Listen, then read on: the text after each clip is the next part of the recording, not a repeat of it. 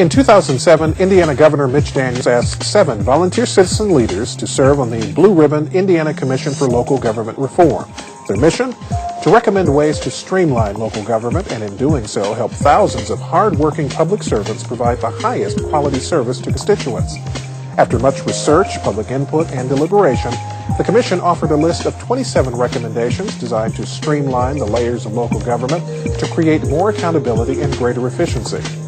For county government, rather than the current 3 county commissioners, the Commission recommended the establishment of a single elected county chief executive and the establishment of a single unified legislative body for county government. The Commission also recommended transferring responsibility for administering the duties of the county auditor, treasurer, recorder, assessor, surveyor, sheriff, and coroner to the county executive, among other duties. The Commission recommended retaining a local government role for property tax assessment under a county assessor appointed by the county executive, creating a county-wide body to oversee public safety services, and consolidating emergency public safety dispatch by county or multi-county region, and using communication systems compatible with the statewide 800 megahertz communication system. The Commission recommended transferring responsibility for all funding of the state's trial court system to the state, including public defenders and probation, as well as moving funding of child welfare from counties to the state. In terms of township government, the Commission recommended transferring all responsibility for administrating the duties currently performed by township government to the county executive. The Commission recommended establishing a county-wide poor relief levy. In Marion County, the responsibilities for the township small claims court would be switched to superior courts, the Commission urged. For Indiana schools, the Commission recommended merging districts with student populations below 2,000 and requiring that school corporation bonds be approved by the fiscal body of the municipal or county government containing the greatest proportion of assessed value in the school district. The Commission also urged districts to collaborate on purchasing, and the Commission recommended that districts conduct school elections during November in even years. For municipalities, the Commission recommended allowing the City Council to appoint the City Clerk, moving municipal elections to even years, and transferring the responsibilities of municipal health departments to the county health department. For schools and other special taxing districts, the Commission suggested reorganizing library systems by county and providing permanent library services for all citizens. Budgets and bonds of library and other special taxing districts would be approved by the fiscal body of the municipal or county government with the greatest proportion of assessed value in the unit seeking approval. And the Commission would strengthen the current joint purchasing infrastructure for libraries. For all units of government, the Commission recommended expanding voluntary coordination and consolidation of units and services and giving voters more power to compel consolidation. Local governments would be allowed to establish service districts with differentiated levels of service and corresponding tax rates. The Commission would facilitate local improvement efforts using best management and business practices. And it would prohibit employees of a local government unit from serving as elected officials within the same local unit of government. An Indiana Advisory Commission on Intergovernmental Relations would be formed to monitor progress toward these recommendations and conduct additional research. Additionally, a statewide benchmarking system would be established to monitor progress. Finally, the Commission also recommended designating a state office that would provide technical help to local government.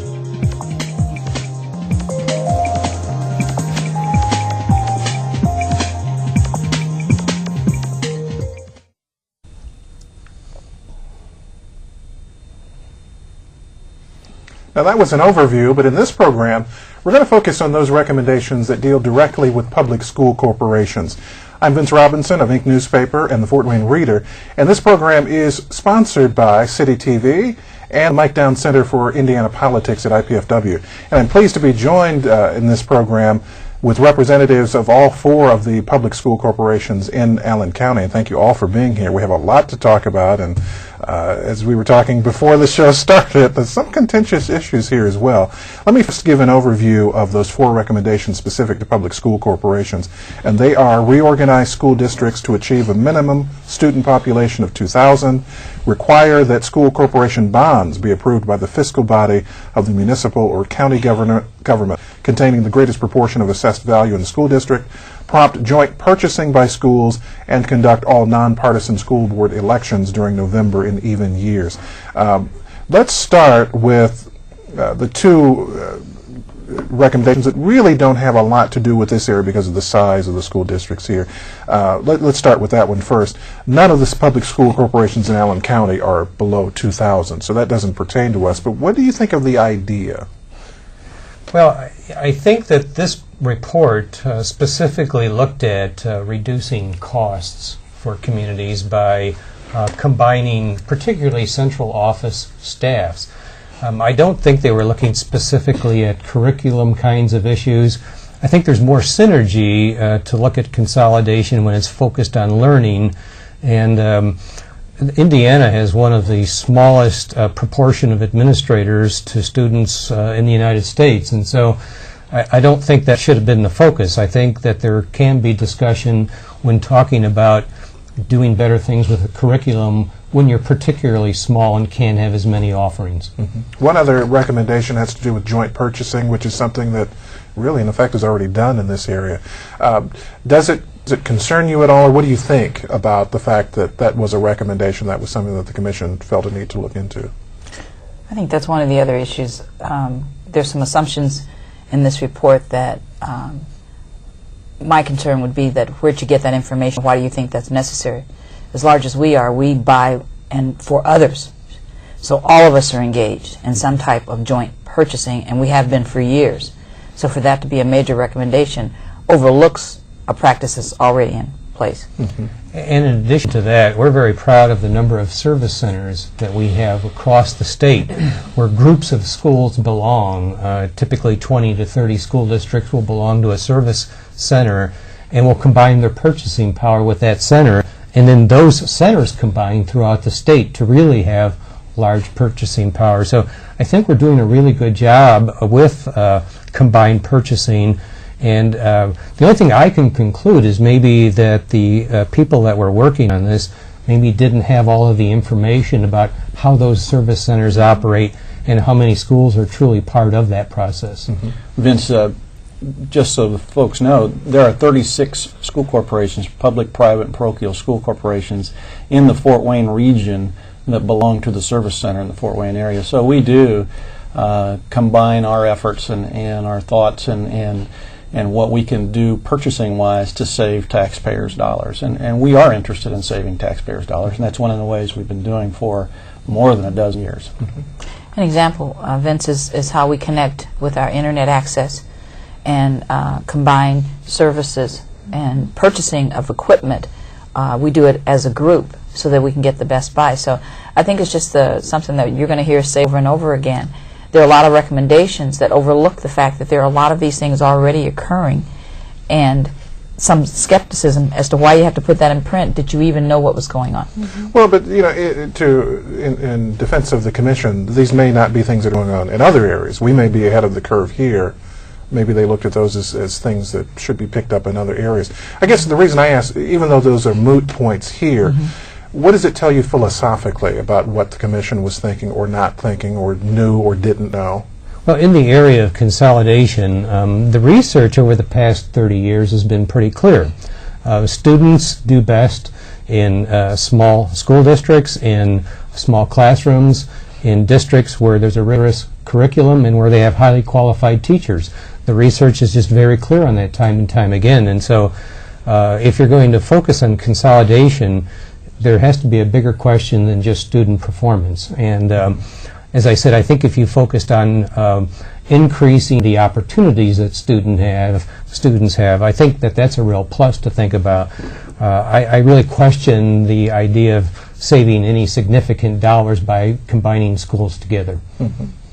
The idea about school corporations merging or reorganizing if they're below 2,000, how did that strike you? I mean, you're in the field of education. I mean, you act on research and you know, data. What is it that you think the Commission saw that made 2,000 the magic number as opposed to 3,000 or 1,000? I mean, I guess I'll be quite blunt. Even the Commission members will tell you they have no idea where they got 2,000. So there's no research based in that recommendation of 2,000. The research says anything, and you can read any kind of research you want, but anything below 750, you tend to lose efficiencies. Anything above 17.5, you tend to lose efficiencies. So those are the parameters where the research points to. And Brian hit the nail on the head earlier when he said what's most important is highly trained instructors. It really doesn't make any difference how large the school corporation is, or even how large the school is. It's what are your class sizes, what are the relevance in the courses that you teach, the rigor that you have, and the highly trained instructors. In 1952, there was a study by Conant that looked at high school sizes and tried to determine what size high school you needed to have where you allowed broad offerings for students. And that was the last research I recall seeing that really had a lot of merit to it. In 1952, they decided a high school had to be at least 500 students large in order to not narrow the curriculum and to have those broad offerings. And so maybe that's where the 2,000 came up, because if you have a high school of 500 and you extrapolate that then to the rest of the district, maybe that, I hope they weren't going back to 1952 research, but that's just a thought, possibly. Now let's look at a couple of the other issues that will probably be a little more contentious. In terms of school bonds, let's talk a little bit about that. The idea that school corporation bonds be approved by the fiscal body of the municipal or county government containing the greatest proportion of assessed value in the school district. This would be a major change. Let's talk about the pros and cons of that idea. Well, I think we already have several things in place that allow both people at the state level as well as people locally to go through a process where they review those kinds of expenditures. You've got the state review committees, and then at the local level you have the referendum process, which involves lots of stakeholders. And those two processes, I think, really do help kind of oversee major expenditures that corporations may be considering. And as we were discussing earlier, local control is an important concept in public schools, not only in Indiana, but across the United States. School board members are elected by the population that they serve, and they take their jobs very seriously. And to say that they then cannot make decisions about how that school spends money kind of flies in the face of that idea of being elected, representing the local people, and maintaining local control of a school district. So I know in talking with board members there has been some concern about is there a trust factor here by the state? Local constituents seem to be pretty happy with what we're doing, or they wouldn't elect us, and that's part of the democratic process. I think there's another level that is of concern. The same concerns have been expressed by board members in Fort Wayne, but there's an awful lot of time and education that occurs between a superintendent and a board so that they can make intelligent decisions. And I think as you add more layers to that, what you're going to end up doing is crippling the organization that has to make, every day we're making decisions. And I know that the superintendents around this table spend a lot of time in communication with board members. Well, you keep expanding the number of people you have to communicate anything to, in particular a budget or a bond. You get to the point there's no action. You're spending all of your time explaining and going through processes. They're elected. We already have those processes. You're adding another layer that just really, I think, slows down progress. As you looked at this recommendation, what do you think the mindset was of the members of the commission? What do you think they were thinking that they were improving with this recommendation? You know, I think, to be honest, I say improving, in their opinion. I think this was driven by numbers and looking at the amount of construction that's gone on across the state, and I think there's been some concern about that. On the plus side, Indiana has really kept a very strong infrastructure in their school buildings. They've maintained them. There are other states that have not done that and certainly wish they would have followed Indiana's lead in that process. As money gets tighter and times get tough, we all know that we're going to need to cut back. But I think the focus was simply, we think you folks are spending a little bit too much money, and so we want to put another layer of control in there. I'm not sure that was necessary. Again, our communities are very involved. If they don't want to support something, they certainly send that message, not only through commentary to the superintendent and the board members, but at the polls, too. I think some of it was the whole taxpayer concerns and property tax. If you have one body that approves all of the different projects in an area, then theoretically you're having more control over how many different things are occurring and the total impact on the taxpayer. That works in theory, but then think about the control that puts in terms of the agency, if it's a city, for example, or the county. Well, if they're going to have projects, at some point it gets to, I'm not going to do anything to schools if it impacts my ability to do what I'm supposed to be doing. And I think it sets up an unhealthy competition. So in theory it made sense if you're trying to protect the taxpayer, but as you try to play that out, that adds another layer of tension, and once again, school systems, smaller agencies who aren't in control, end being the victim or at the mercy of someone else's caring about what their issues are. Well, and that goes to a basic question of fairness. I mean, is it fair to hold superintendents and school boards accountable when you're taking away this important measure of control? Local control. Both Brian and Steve, all of us have said it several times. Let's talk a little bit about the election issue. Another recommendation was to move nonpartisan school elections during November in even years. Thoughts on that? I already do it. This past year, because of the primary, there were a lot of people out at the polls. I think the thought is simply try and run the election at a time when more people are showing up to vote, so you get a more representative population. I mean, I understand part of the thinking on that. What we have done, though, seems to work very well, and our votes are not close. They're usually rather spread out, and so I think people are getting to the polls and doing what they need to do.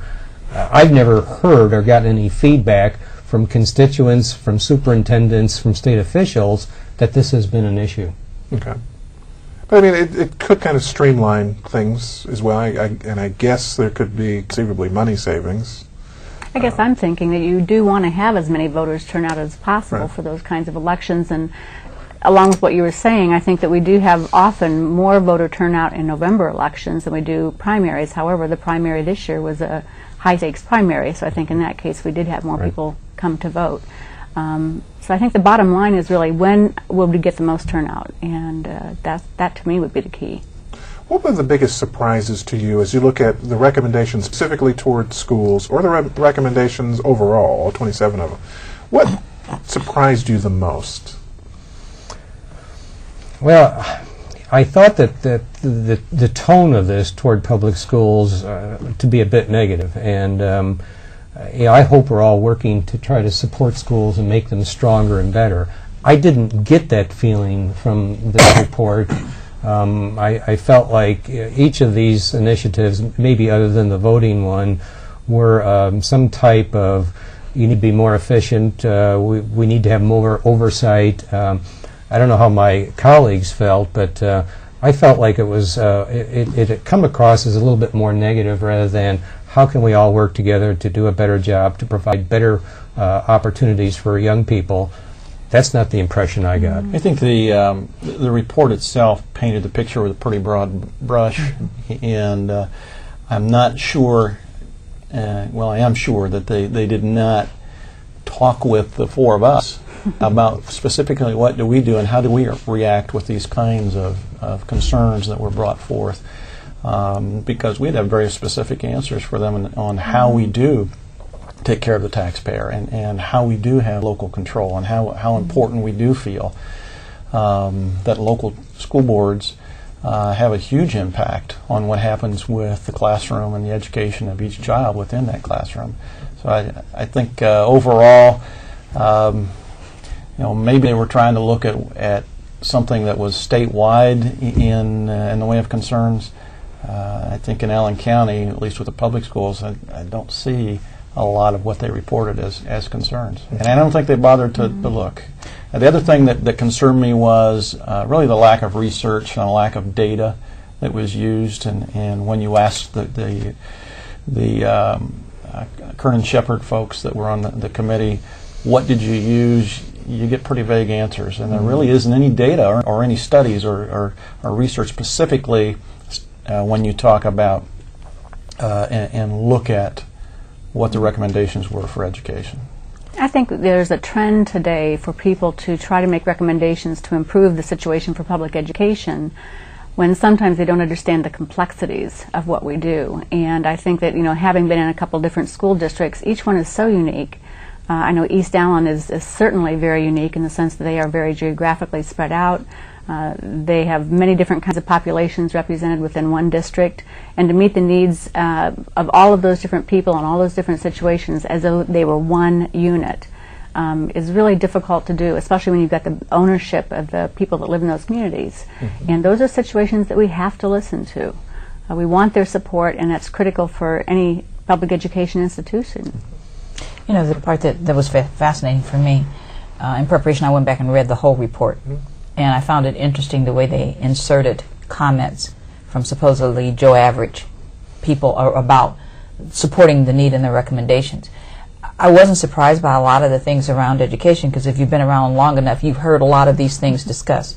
The one that did, to me, came out of left field was the whole concept of having the largest body look over the fiscal issues for all the other agencies. But it almost, going to Steve's point, we are expected to make all of our decisions based on information, data, research, and to prove.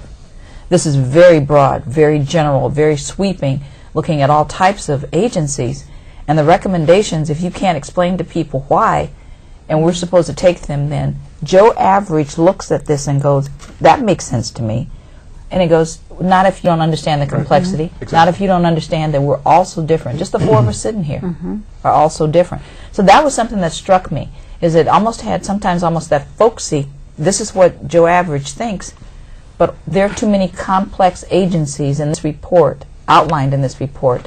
That to me is an excellent point, because the layperson looking at this, it's like, oh, okay, that makes sense. Yeah, that makes sense. Yeah, I can see that. But without understanding the underlying issues, what do you think that the commission, or even taxpayers who look at this, what is the problem, for lack of a better term, that they feel needs to be solved in terms of the schools? I am amazed at the property tax revolt that spawned, I think, an awful lot of this.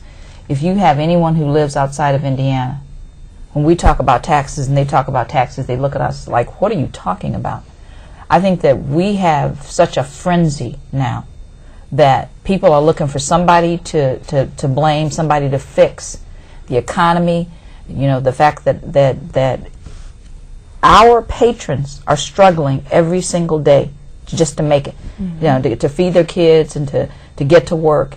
And so when you have a report like this come out, where somebody is giving them a silver bullet to make it better, to make people more efficient, that's a buzzword sometimes.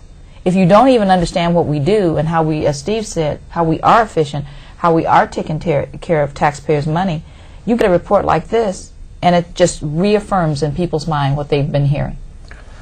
Maybe part of the reason they didn't ask for our input is that we're pretty defensive, as you can tell, about our schools, and which is a good thing. But people need to understand that we're all tightening our belts. We realize the economy is in pretty tough shape right now. Nobody likes property taxes, and we've been a big user of property taxes, and yet everybody wants the best schools and the best education for their children. Somehow we're working our way through that, and we are all making cuts and tightening and doing our part to be as thrifty as possible and yet still maintain excellence. That's a difficult balancing act at times, but we understand what needs to be done, and I don't think this report needs to tell us that you need to do this and I think we're all finding ways in our own districts to cut back and still maintain the kind of programs that people expect us to have. And so it's going to be a challenge for each of us to deal with those, but we're all unique and we all have different ways of doing it. As unique and different as we are, we're also very similar. Probably not many people in this county or this region know that these four superintendents and the representative from the private and parochial schools meet monthly. And we share ideas and we share resources and we work together for the betterment of children. I've helped Wendy's children, Wendy's helped my children, and same with Brian, same with Kay, in efforts to change our curriculum, to share our curriculum. There's other ways now that we're working with IPFW. There's an upcoming plan for foreign language cooperation, where we all can work together through the broadband and network that we've established. And we're one of the few regions in the state that has open, honest collaboration and cooperation from private parochials and public schools in an ongoing way. How long have we been doing this, Brian? 7, 8, 9 years probably? Yeah. So I think that's important. And I don't think people understand and know that when you talked earlier about are we ahead of the curve, and yeah, we are in that area. But to that point, one of the things that we try not to do with children is to make sweeping generalizations about what each child needs. But that's how we're treated. And Brian used the term defensive. I wouldn't say that we're defensive. I think that we are so used to using data and information to prove a point that when you don't see the same level of research and the same level of basing it on data and information, if Allen County has his act together and we've done all of these things, then you write a report, but don't make it seem as if everyone needs the same remedy. There may be issues we have here that need to be addressed because we're always striving to improve, and none of us have gotten to nirvana yet, so we know we need to be improved. But if you're going to put a report out like this, let people know that regionally we looked at it, or size-wise. You looked at the urbans or you looked at the rurals. Our rural counterparts have much more difficulty educating their students than I do as an urban district because they're isolated. They don't necessarily have some of the resources. So while I understand the intent of the report, and we have to be careful that at least there was a report, at least somebody did try to do it. Right. If there's a next step, the first thing I would recommend for all of us is we better sit down and talk about what you're trying to change. Because we're already doing some of these things. Is there something else that for this region we should be looking at, not these? Well, let me ask you this. If you, the four of you, were put in charge of putting together a list of recommendations specifically for schools, specifically things that you know would help you, would help your children, what would be in that list? You know, I think Steve mentioned that we would need to have more opportunity to gather feedback from our cohorts out there in the state. I mean, we've got some great superintendents across the state that have really good ideas. Gathering ideas and putting things together, I think, could come up with a really great list of some things that we could do to synergize together to really to maybe even reduce expenses and help each other more and provide, you know, more expansive programs.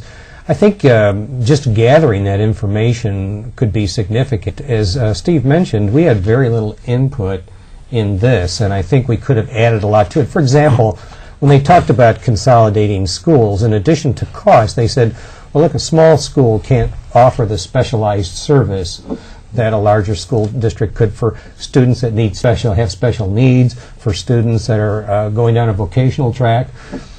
But there are cooperatives that we all belong to. I belong to a special ed cooperative with 2 other school districts because even with our size, it's more efficient to combine with other school districts. I combine with Fort Wayne to use their vocational facilities. I don't need to have a separate one when they've got one over here.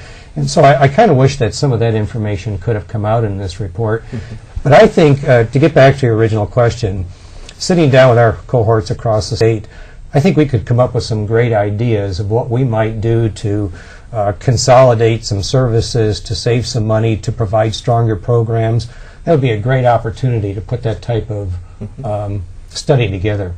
But it appears, especially given the track record that your districts have for working together, that there are no institutional or no mandated or there's no barriers to you doing that.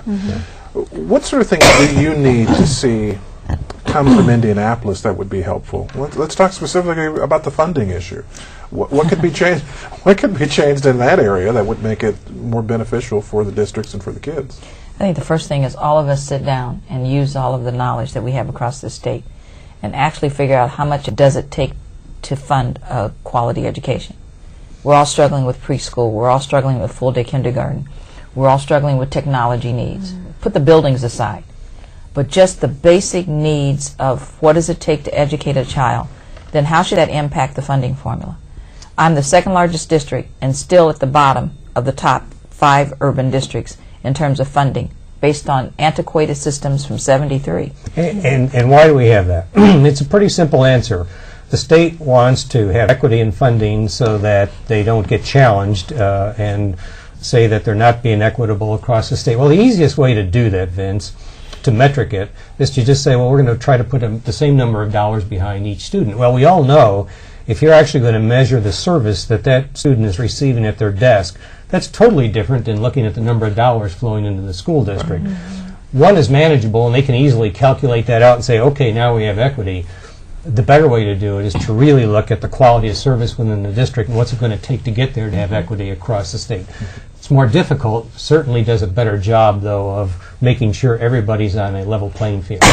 But I brought it up because I think that if the pot is smaller, and everybody knows the money's tight all over the country, all over the world, if you're going to really try to be efficient, then figure out what it is that you as a state are going to prioritize. Give people a range of how much you're going to spend for that. But then don't take away the local control for us to figure out how we're going to do it.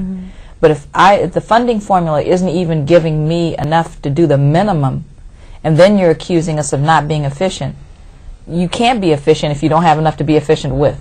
So I think that there's two pieces to that, for me, and maybe I'm just speaking for myself, dealing with the funding formula first and figuring out how much it does cost to educate kids. Why do you suppose the funding formula was not addressed in this report? Complexity. Oh my gosh, yeah. It's too complicated. It's overwhelming. If you look at the number of dollars per child, state support per child in the state of Indiana, there are 333 school corporations, including charter schools. Northwest Allen is ranked 332nd in the number of dollars per child. Bryan's just right there, right beside 325th or something like that. So when you look at equity in funding and why didn't they take care of the funding or even approach the funding, it's almost throw that thing completely out and have somebody with some sense that can bring in, just as Wendy and Bryan have both stated, bring in some dollars that are equitable per child and per district, and so that the education for children across the state is equitable. And I'm number 2 in the state and still in the middle of funding. So it's the same, it's the same difference. Now they were suburban and growing. I'm urban and flat to growing. It depends on the year. But for me to be in the middle of the pack when I'm number 2 in the district, it's the same thing. So I think that we're all saying that it's too complex for anybody to figure out, and we know that. But at the same time, if you're going to start putting reports out about being efficient, and we don't even have a clear idea of what we're supposed to be spending to start with, we're going to be constantly chasing that golden efficiency award. Well, it just seems kind of ironic to me because, the whole idea of changing the structure of local government is complicated. It's a complicated animal. So, if improving schools is the goal, I would have thought, if the funding formula is that important, that would have been addressed. At what point does that get addressed? Does it get addressed? Do you see on the horizon that is going to be looked at some point? We've started. Depends on how close we are to the election. As to whether it gets addressed or even discussed. It gets discussed before elections, and then after elections it kind of goes away, and there's some minor tweaking that occurs, and then it goes away until the next election comes around. And that's just an honest answer of how it works. But in fairness, at least 2 or 3 years ago, they did start to try to equalize the funding formula because we've gotten closer to the state average. But what complicates it is if the state doesn't put the money in the funding formula budget, it doesn't matter what they put on paper in terms of a funding formula. We've had times when we were supposed to get a payment from the state and it's been delayed. So, it all looks good on paper, and you can have those conversations right before elections, and you can talk about what you're doing for education and the funding formula, but if the money isn't sent to the schools... Right. Well, we all feel good that we're sharing in services, we're helping one another, we all belong to cooperatives, we share programs together. We're already doing a lot of the things that they're recommending in this report because we realize that money is becoming tighter and tighter, and many of our families are having difficulty making it, and we need to do all that we can to keep costs and expenses down. So, although I understand the concern in this report, I think there are probably some real things that can be done across the state to help make us even more efficient while not sacrificing programs. And I think that we're a leader in the United States in the quality education that these students receive. When I look at our scores, I mean, I think we're doing an outstanding job. And maybe we don't get that message out as much as we should. And we probably ought to do more of that to let people know that we really are doing some great things for kids across Indiana. Well, this is something that has kind of been alluded to, but I want to ask specifically. This is an overall recommendation. The Commission recommended that there be established a statewide benchmarking system to provide the public and policymakers with current information about local government productivity and progress. How would this apply to schools in terms of a benchmark? How would you see that working or not working? You know, I'm going to get on my soapbox now. Here's my problem with benchmarking is they compare schools to their performance the year before, and they compare them to other schools. Different groups of kids each time. It's not a comparison. Now, if they want to start doing trending and looking at how kids are doing over time, if they're making the type of progress that they ought to be showing, that means a lot to me as an educator. Looking at benchmarks each year when it involves totally different students means nothing. It may be a feel-good kind of thing for the people putting these together.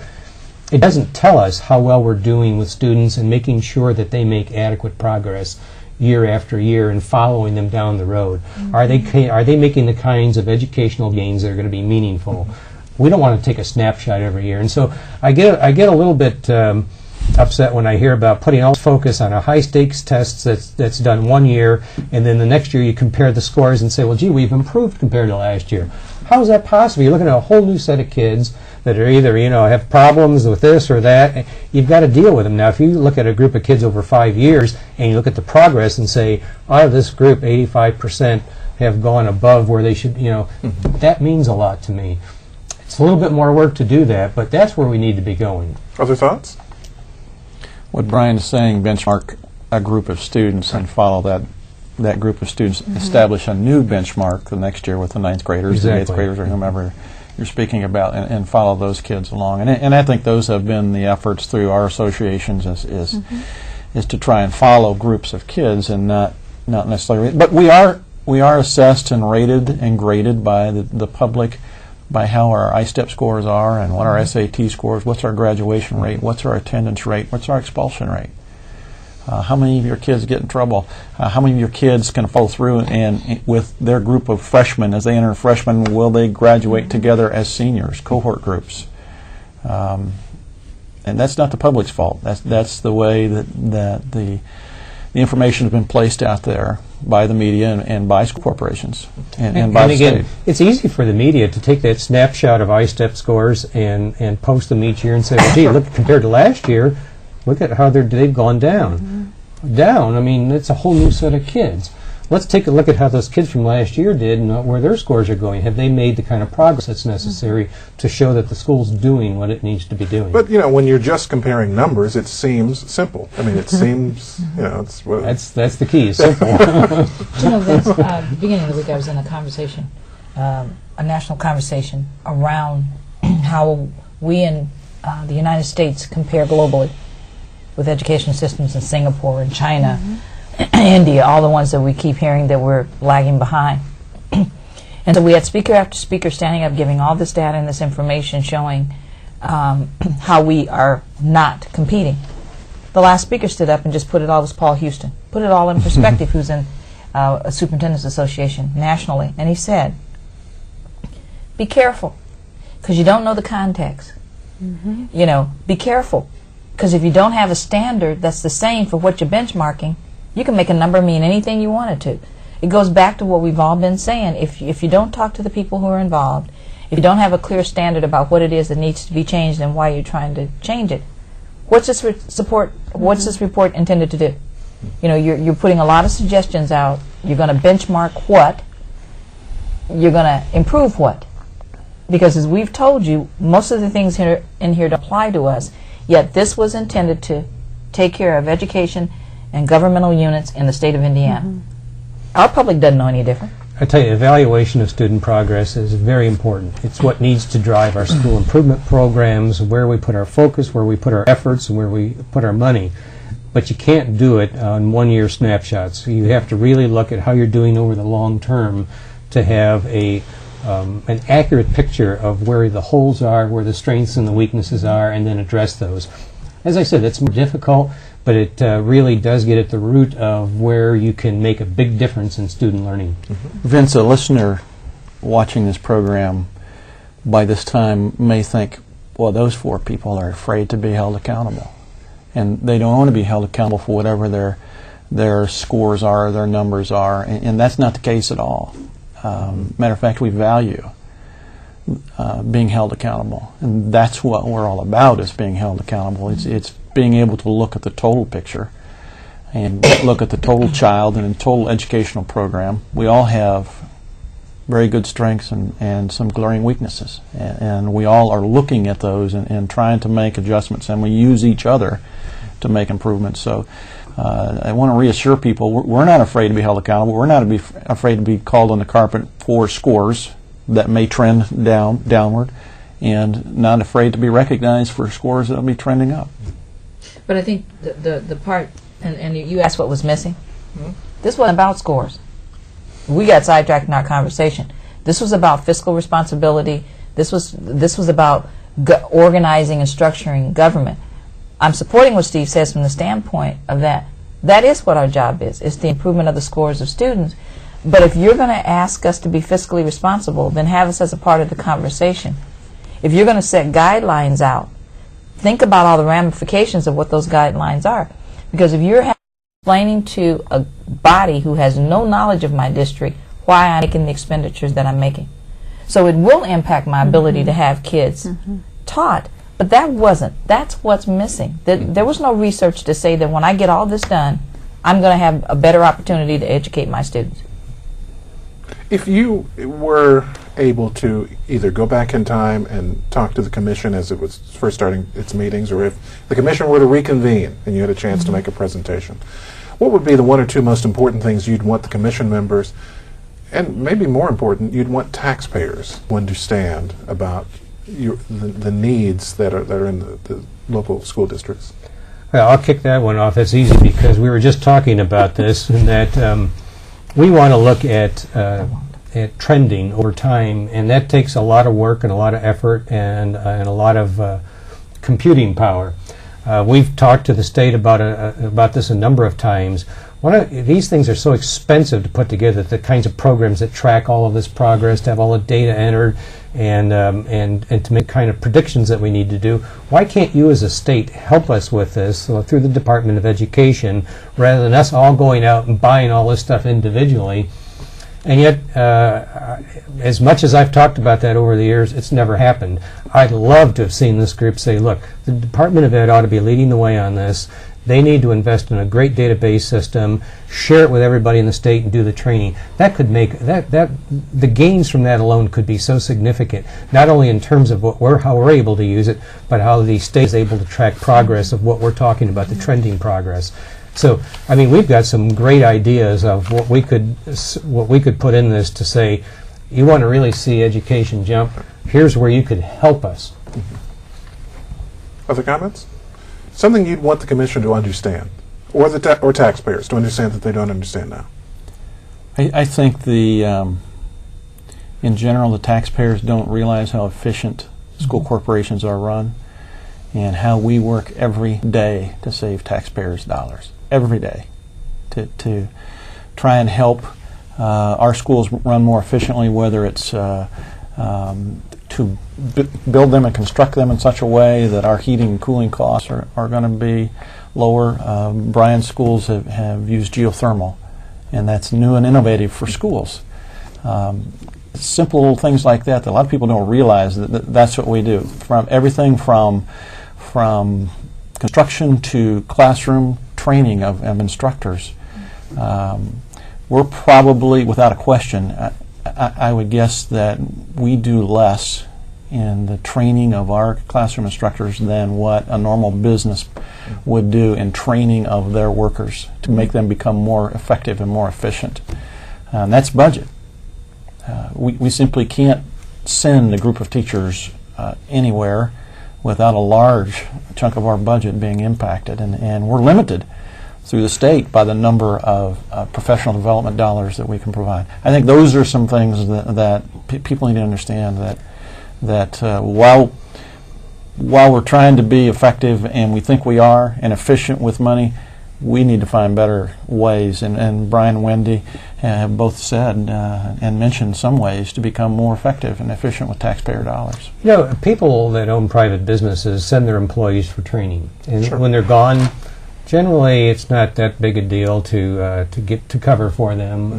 When you send a teacher out of the classroom for a day of training, you've got to get a substitute in there. It's a different routine for students. Sometimes it works out pretty well. Sometimes it doesn't work out so well. So the only time that we've got to really work with our teachers and keep them up to speed and keep them refreshed with in-servicing is either to do it during the day when you bring a substitute teacher in, or to do it after school when everybody's kind of tired out and gone through the day. And so we struggle to come up with ways to provide that type of training that's needed to keep them up to date on all the most recent research, some of the teaching techniques that seem to be effective. It's difficult. I mean, I've got over 100 teachers in our high school. Well, how do I pull them out for in-servicing? I mean, and so we all struggle with that and try to do the very best we can, and yet sometimes we get criticized for not doing enough in-service training for folks. So it's a real conundrum for us at times, and we want the very best. And I think in-service is important to keep people fired up and up to date on what's happening and new techniques that are out there. I go to those types of meetings and I come back regenerated and refreshed. We want that the same for our teachers, because when they walk in that classroom and they're fired up and they've got a new technique that they're going to try out and they're excited about it, that translates to the kids too. So that's a great thing. It's just very difficult in education to get that done, because we can't spare anybody during the day because of they need to be there with their children, and so we struggle a little bit. And so that's another area. I guess the point I'm getting to is where we could use some extra help to figure out ways to provide time to get those things done. And to piggyback on what you're talking about too, I'm still thinking about your comment regarding marketing the positives and the successes that we've had. And I know many of our school districts are involved with career major academies and getting business partnerships strengthened or developed. I guess my experience with that is that the more we do that, the more we bring resources into our district that we not otherwise have had, the more we keep kids engaged in terms of their education in general. And I think we at the same time educate that business sector in terms of what it is that we are really facing as educators today, in terms of the students that we're working with, and in terms of maybe a lack of materials or resources that we don't have. So I think bringing some of these educational issues and concerns outside of the realm of just education and really connecting it to the community at large is going to help us to get what we need for the kids. That's a good point. Go ahead first. You know, when you asked the question about what we want to tell the commission, I think that part of what I struggled with when I read this is that it's one report when really it's a lot of different reports. Because if the efficiency at the government level or the county level, when we're talking in terms of how many county commissioners you're going to have, that's a different kinds of efficiency than the efficiency for school systems when you're trying to decide what is the quality of education you want to have, how's the best way to do it based on research. The stuff we're talking about in terms of professional development and positive images of the schools and all that, the way this is structured, it pits all of those governmental agencies against each other, as opposed to looking at the needs and the goals and the missions of each individual one, then looking at how the state's going to interact and fund and support all of those out of their pot. But this one report almost gives all of us the same, as I think Steve used the term broad brush. I mean, I have a difficult time if I'm trying to explain the needs of schools, if I'm in the middle of a report in a county where people think they have too many county commissioners. Because they can't see what my needs are, because it's clouded by, I'm a governmental agency, you're all in this report, all of you are inefficient. That's not true. We're at different levels in terms of our operation. That's a very good point. Yeah. How would you, we've got just a few minutes left, let's talk a little bit about how you're going to interface, or how important it will be to interface with some of the other units of government, as there is kind of this atmosphere of looking for greater efficiency in government in general. You know, as we did these shows, and as viewers watch, county folks and the municipal folks talk about the recommendations that deal with them.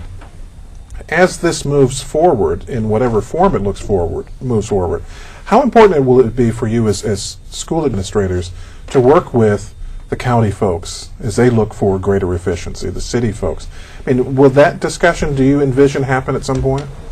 I think that's a great idea, and maybe this will be the spark that creates that type of synergy to develop. I think all of us would be in favor of sitting down with our counterparts at the county and municipal level to talk. I got a feeling we have very similar kinds of problems, but we don't discuss them with each other. And maybe we could talk about how we could augment and support one another, and maybe even do it more efficiently. But you know what, one of the things, and this is just a personal thing, all of that sounds good, and I don't think there's any agency in the city that wouldn't want to work with us. But the city, if they're facing a $10 million deficit, they don't have a whole lot of time to worry about my $1.2 million. And so, you know, when you're at a time of crisis and everybody's just being whacked, it's some of that survival of the fittest type of environment, and that's the thing that worries me. That reports like this put us in a position to compete and overlooks what we were already doing. We were talking with the mayor. We do have collaborative relationships all throughout the county. But here I am. I feel kind of sorry. I feel kind of bad trying to talk to Mayor Henry about what I'm losing when he's trying to figure out the $10 million. I want police officers. I don't want my house to burn down. Right. So I think that what we've got to do is get out of this environment. It sounds good to tell us to go sit down and cooperate. Well, all of us are being cut. Right.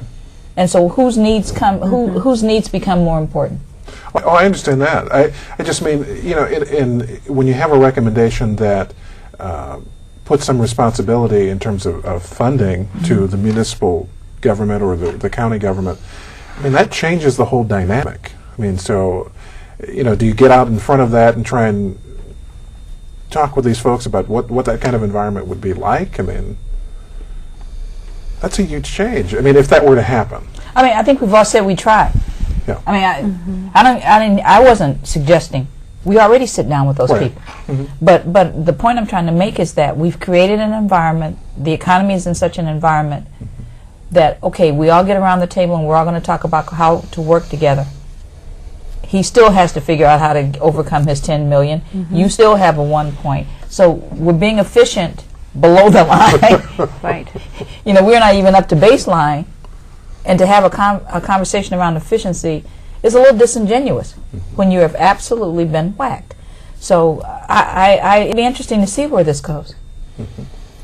And yet and for all, if we can better understand each of the issues we're facing, that probably wouldn't be a bad thing either. I'm with Wendy. I'm not sure how many specific things we could tackle, but we certainly could understand issues a little bit more, and maybe there could be some mutual help in there with those discussions. Here's one thing that's probably common across all businesses and schools. We all want better educated kids that graduate from our schools. Every one of us. The business people want better educated people coming from our high schools directly into their businesses. The colleges and universities want better educated kids and better prepared kids than what they currently receive coming into their colleges and universities. And we want absolutely what's best for the kids that we send out the door and send out to life as we graduate them from our schools. So what you're asking is, how do we all get on the same page, and how do we all get together and say, here's how we can do things that are